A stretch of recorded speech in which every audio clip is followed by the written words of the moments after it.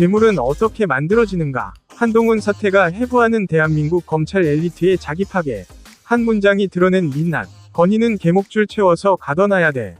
윤석열은 알코올성 치매 같고 김건희는 걸레짝 같습니다. 이 문장들의 저자로 지목된 인물의 이력을 나열해보자. 서울대학교 법과대학 졸업, 사법시험 37회 합격, 대한민국 검사, 박영수 특검팀 부장검사, 서울중앙지검 3차장, 대검찰청 반부패강력부장, 제69대 법무부 장관, 국민의힘 제3대 당대표. 만약 이 글들이 정말 그 또는 그의 가족에 의해 작성된 것이라면 우리는 묻지 않을 수 없다. 대한민국 최고 엘리트 코스를 밟은 인물이 어떻게 익명의 그늘에서 이토록 저급한 언어를 구사하게 되었는가? 그리고 더 본질적인 질문, 이러한 인물이 20여 년간 검찰 권력의 핵심에서 대통령들을 기소하고 재벌 총수들을 구속하며 이 나라의 정의를 심판해왔다면 그 정의의 실체는 과연 무엇이었는가? 배은망덕의 해부학. 한동훈이라는 정치적 존재는 윤석열 대통령의 발탁 없이는 설명이 불가능하다. 윤석열 정부 출범과 함께 법무부 장관이 되었고 당대표까지 올랐다. 검사 시절부터 함께했고 정권 창출의 동지였으며 대통령이 직접 중용한 인물이었다. 그런데 당원 게시판에서 발견된 글들을 보면 자신에게 법무부 장관직을, 당대표직을 안겨준 대통령 부부를 향해 개목줄, 걸레짝, 좌파의 트로이 목마라는 표현이 쏟아졌다. 공개적으로는 충성을 맹세하면서 익명의 뒤에서는 저주를 퍼부은 것이다. 물론 한동훈 측은 가족이 쓴 것이라고 해명했다. 하지만 당무감사위 조사 결과에 따르면 휴대전화번호 뒷자리, 선거구 정보, 동일 IP 등을 종합 대조한 결과 한동훈 명의 계정이 한동훈 전 대표 본인으로 확인되었다.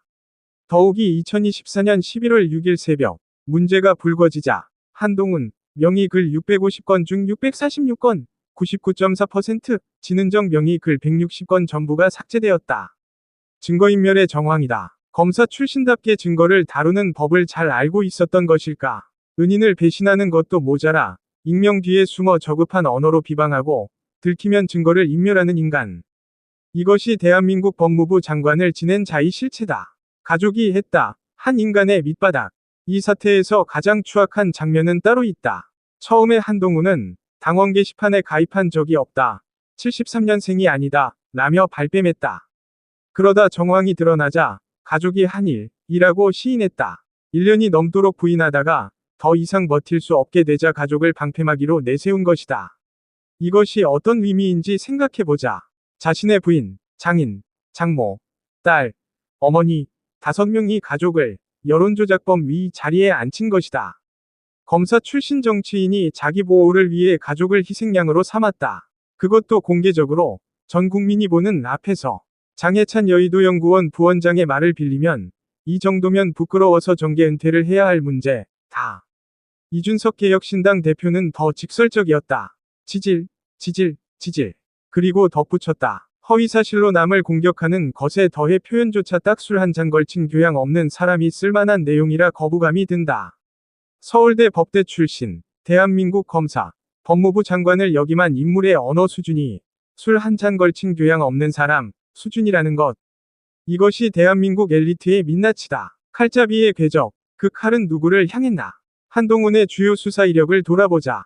2003년 SK그룹 부당거래 분식회계 사건으로 최태원 회장을 구속시켰다. 2006년 현대차그룹 비자금 사건으로 정몽구 회장을 구속시켰다. 2017년 박근혜 최순실 게이트를 수사하며 이재용 부회장을 구속 기소했다. 박영수 특검팀 부장검사로서 경제공동체와 묵시적 청탁이라는 법리를 만들어 박근혜 대통령의 탄핵과 구속을 이끌어냈다. 2018년 서울중앙지검 3차장으로서 이명박 전 대통령 구속을 지휘했다. 같은 해 양승태 전 대법원장을 구속시켰다. 화려하다. 2명이 전직 대통령 구속에 관여하고 재벌 총수들을 줄줄이 법정에 세웠으며 대법원장까지 구속했다. 칼잡이라는 별명이 붙을 만했다. 그러나 결과는 어떠했는가? 사법농단 수사의 경우 검찰은 특수부 검사 수십 명을 투입해 법관 14명을 기소했지만 유죄를 선고받은 이는 단 2명뿐이다. 삼성바이오로직스 분식회계 수사는 8개월간 별건털이라는 비판을 받으며 표류하다 결국 수사심에 의해서 불기소 권고를 받았다. 무리한 수사, 무리한 기소, 그리고 무죄 판결의 연속. 검찰 출신 한 변호사는 이렇게 지적했다. 수사를 부실하게 했든가 아니면 무리하게 수사했든가 둘 중 하나다. 문제는 이 무리한 수사의 대가를 대한민국 전체가 치렀다는 것이다. 잃어버린 20년, 검찰 칼날이 베어버린 것들. 한동훈이 휘두른 검찰의 칼이 이 나라에 남긴 것은 무엇인가? 냉정하게 따져보자. 재벌 총수들의 능력, 그리고 글로벌 경쟁력의 추락, 최태원, 정몽구, 이재용, 대한민국을 먹여 살리는 기업들의 수장들이 줄줄이 검찰에 끌려가 포승줄에 묶이는 장면이 전 세계에 생중계되었다. 기업하기 좋은 나라는커녕 기업인 잡아가는 나라라는 오명이 붙였다. 그 사이 세계는 어떻게 변했는가? 중국의 화웨이, BYD가 급성장했고 대만의 TSMC가 반도체 패권을 쥐었다. 한국 기업들이 검찰 수사에 시달리며 경영에 집중하지 못하는 동안 글로벌 경쟁자들은 거침없이 치고 나갔다. 이재용 삼성 회장이 법정을 오가며 경영 공백이 생긴 그 시간, 삼성은 파운드리 시장에서 TSMC에 추월당했다. 정몽구 회장이 구속된 후 현대차가 겪은 혼란의 시간, 테슬라와 중국 전기차가 약진했다. 한동훈의 칼날이 기업 총수의 목을 겨누는 동안 대한민국의 미래 먹거리가 하나씩 빼앗겼다. 박근혜 탄핵, 그리고 보수의 몰락, 2016년 촛불, 2017년 탄핵, 그 중심에 한동훈이 있었다. 그는 박영수 특검팀 부장검사로서 경제공동체와 묵시적 청탁이라는 전례 없는 법리를 만들어 박근혜 대통령을 탄핵과 구속으로 이끌었다. 그 결과는 문재인 정부 5년이었다. 소득주도 성장이라는 실험으로 자영업이 무너졌다. 부동산 정책 26번이 실패로 집값이 폭등했다. 탈원전으로 에너지 안보가 흔들렸다. 친중 친북 외교로 한미동맹에 금이 갔다. 한동훈이 휘두른 검찰의 칼이 박근혜 정부를 무너뜨리지 않았다면 이 모든 일이 일어났을까? 우파의 씨가 마르다. 더 심각한 것은 정치 지형의 변화다. 박근혜 탄핵 이후 보수 정치는 사실상 괴멸했다. 자유한국당은 탄핵당이라는 낙인이 찍혀 총선에서 참패했고 이후 몇 년간 야당 신세를 면치 못했다. 그 공백을 파고든 것이 진보 세력이었다. 사법부, 교육계, 언론, 문화계, 사회 전 영역에서 좌편향이 가속화되었다. 검찰 스스로도 살아있는 권력을 수사한다며 좌클릭했다. 한동훈은 적폐청산이라는 이름으로 보수 정권을 무너뜨리는 데 앞장섰고 그 결과 대한민국은 급격히 좌편향되었다. 역사의 아이러니라고 해야 할까? 그가 베어버린 것은 적폐가 아니라 자유 대한민국의 뿌리였다. 정치의 퇴행. 박근혜 탄핵 이후 한국 정치는 한 발짝도 전진하지 못했다. 아니, 오히려 퇴보했다. 정책 경쟁은 사라지고 진영 싸움만 남았다. 대통령을 잡아넣는 것이 정치가 되었다. 이명박 구속, 박근혜 구속, 5년마다 전직 대통령이 감옥에 가는 나라. 이것을 민주주의의 발전이라고 부를 수 있는가?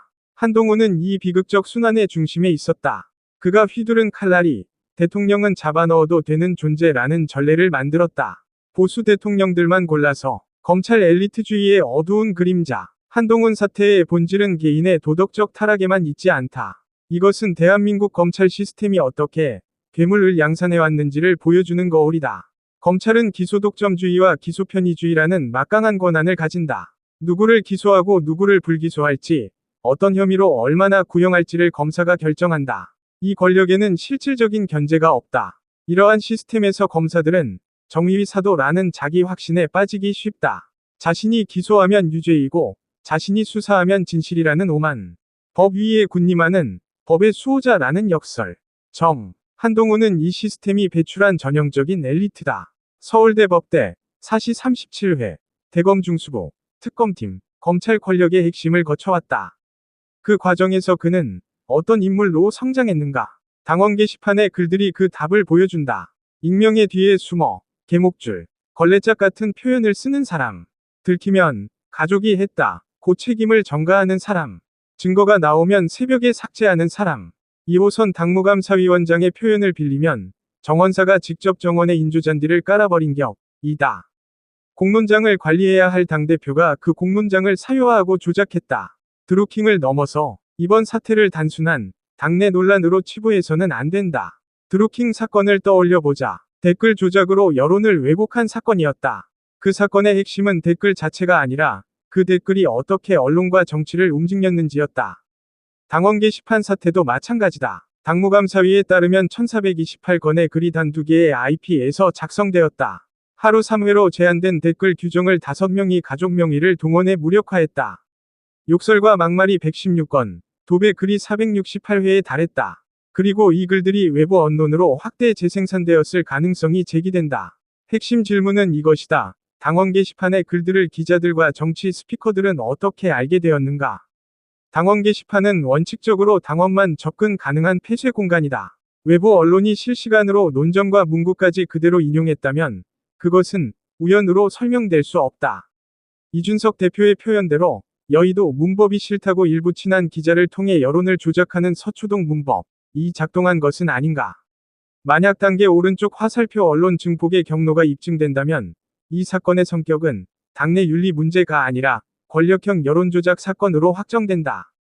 드루킹보다 더 악질적일 수 있다. 드루킹은 외부 세력이었지만 한동훈은 당대표였기 때문이다. 왜 이런 인물이 가능했는가? 한동훈이라는 현상을 이해하려면 대한민국 엘리트 사회의 구조적 문제를 직시해야 한다. 능력 만능주의의 함정, 서울대, 사시, 검사. 이 스펙은 능력 있는 사람으로 인정받기에 충분했다. 하지만 능력과 인격은 별개다. 법조문을 잘 외우고 수사 기법에 능하다고 해서 그 사람이 도덕적으로 성숙한 것은 아니다. 우리 사회는 너무 오랫동안 스펙을 인격의 증명서로 착각해왔다. 권력의 부패. 절대 권력은 절대 부패한다. 검찰 권력은 거의 절대에 가깝다. 기소 여부를 결정하고 수사 방향을 정하며 언론의 정보를 흘릴 수 있다. 이 권력을 오래 행사하면 자기 자신이 법 위에 있다는 착각에 빠진다. 내가 하면 정의고 남이 하면 범죄라는 이중잣대. 견제 시스템의 부재. 한동훈은 적폐청산 위 선봉에 섰다. 전직 대통령들을 구속하고 재벌 총수들을 기소했다. 그러나 그 자신을 견제할 시스템은 없었다. 검찰 내부의 자정 기능도 외부의 감시 기능도 제대로 작동하지 않았다. 그 결과 우리는 지금 전직 대통령 구속을 지휘한 검사가 익명 게시판에서 걸레짝 운운하는 글을 쓰고 들키면 가족 탓을 하며 증거는 삭제하는 광경을 목도하고 있다. 누가 이 괴물을 만들었나? 한동훈 개인을 욕하는 것은 쉽다. 그러나 그것만으로는 아무것도 해결되지 않는다. 진짜 질문은 이것이다. 왜 우리 사회는 이런 인물을 20년간 권력의 핵심에 두었는가? 당원 게시판에 걸레짝 같은 표현을 쓰는 사람이 법무부 장관이 되고 당대표가 되는 나라. 들키면 가족에게 책임을 전가해도 별탈 없이 넘어가는 나라. 자신을 장관으로 당대표로 발탁해준 대통령을 익명으로 비방하는 나라.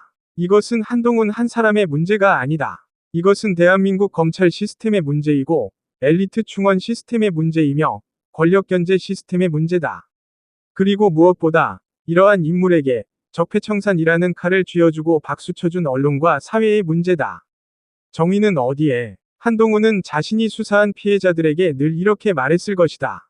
법 앞에 평등합니다. 누구라도 법을 어기면 처벌받습니다. 이제 그 말이 그 자신에게 돌아왔다. 윤리위원회는 제명을 위결했다. 최고위원회 위결을 거쳐 확정되면 한동훈은 당적을 박탈당한다. 그러나 이것은 시작에 불과하다. 윤리위 결정문이 권고한 대로 수사위례가 이루어져야 한다. 진실이 밝혀져야 한다. 왜냐하면 정의는 선택적이어서는 안 되기 때문이다. 전직 대통령을 구속시킬 수 있었던 검찰이라면 전직 법무부 장관도 수사할 수 있어야 한다. 적폐청산 위 칼날을 휘둘렀던 사람이라면 그 칼날이 자신을 향할 때도 받아들여야 한다. 그것이 법치이고 그것이 정의다. 역사의 심판 앞에서 한동훈이 휘두른 칼날은 결국 자기 자신에게 돌아왔다. 그러나 그것으로 끝이 아니다. 그가 베어버린 것들, 무너진 보수 정권, 능욕당한 재벌 총수들, 좌편향된 사회, 퇴보한 정치, 뒤처진 경제, 이 모든 것에 대한 역사의 심판은 이제 시작이다. 한동훈 사태는 한 개인의 몰락이 아니다. 이것은 대한민국 검찰 엘리트주의에 민낯이자 적폐청산이라는 이름으로 자행된 정치 수사의 청산서이며 잃어버린 20년에 대한 자기 고백이다. 당원 게시판에 저급한 글들, 가족에게 책임을 전가하는 비겁함, 새벽에 증거를 삭제하는 졸렬함, 이 모든 것이 보여주는 것은 결국 하나다. 검찰의 칼을 든 자는 그 칼에 찔릴 준비도 되어 있어야 한다. 한동훈은 준비가 되어 있는가? 역사는 지켜보고 있다. 권경희, 메가포커스 발행인 겸 대표기자.